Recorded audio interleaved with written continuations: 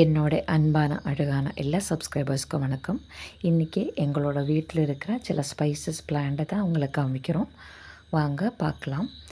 First காமிக்கிறது வந்துட்டு மிளகு செடி, அதாவது பெப்பர் பிளான்ட்டு.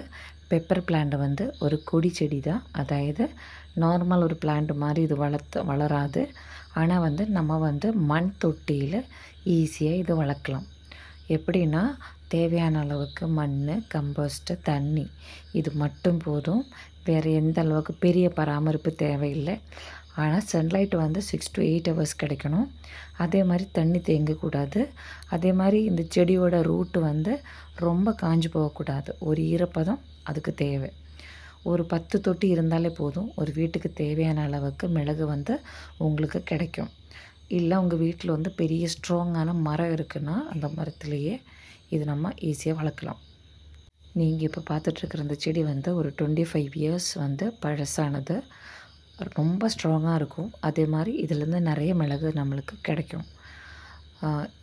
இந்த செடியோட சின்ன ஒரு பீஸு கட் பண்ணி வச்சாலே புது செடி வளர்த்த முடியும் ஈஸியாக. ஸோ கண்டிப்பாக நீங்கள் ட்ரை பண்ணி பாருங்கள். இன்னும் வந்து இப்படி தான் இருக்கும். இந்த செடியோட ஸ்டார்டிங்கில் அந்த மிளகு வர்ற டைமில் இப்படி தான் இருக்கும். சின்னதாக தான் இருக்கும். ஒரு வித்தின் ஒரு 2 to 3 மந்த்ஸில் அது வந்து பெருசாகிடும். எப்போவுமே வந்து அது நல்ல பழமாகிடும், நல்லா ரெட் கலர் ஆகிடும். ஆனால் ரெட் கலர் ஆகிற வரைக்கும் வெயிட் பண்ணினா கண்டிப்பாக கீழே வேணும் கொட்டி போயிடும். ஸோ நல்ல டார்க் க்ரீன் ஆகும்போது நம்ம அது பறிச்சுட்டு நல்லா டெரஸில் காய வச்சு யூஸ் பண்ணிக்கலாம். மற்றபடி ஒரு என்ன சொல்கிறது, பூச்சி தாக்குதலெல்லாம் வந்து இதுக்கு கம்மி தான். அதனால் பராமரிப்பெல்லாம் பெரிய அளவுக்கு தேவையில்லை.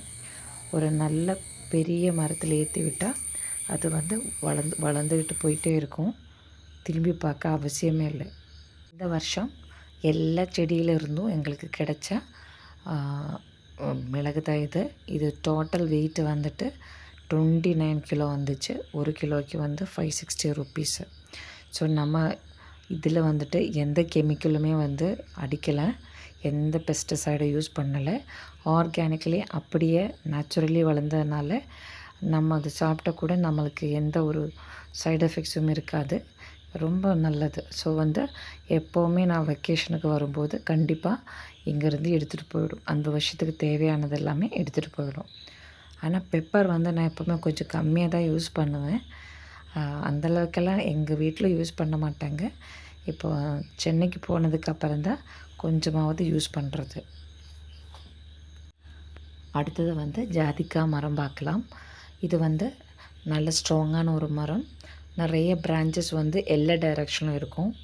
எப்போவுமே லீஃப் இருந்துகிட்டே இருக்கிற ஒரு மரம். பசங்களுக்கு ஈஸியாக ஏறி இறங்கி விளையாடலாம். இந்த மாதிரி மரம் ஒரு 4 மரம் மட்டும் வீட்டுக்கு 4 சைடில் வச்சாலே போதும். நல்ல கூலிங்காக இருக்கும்.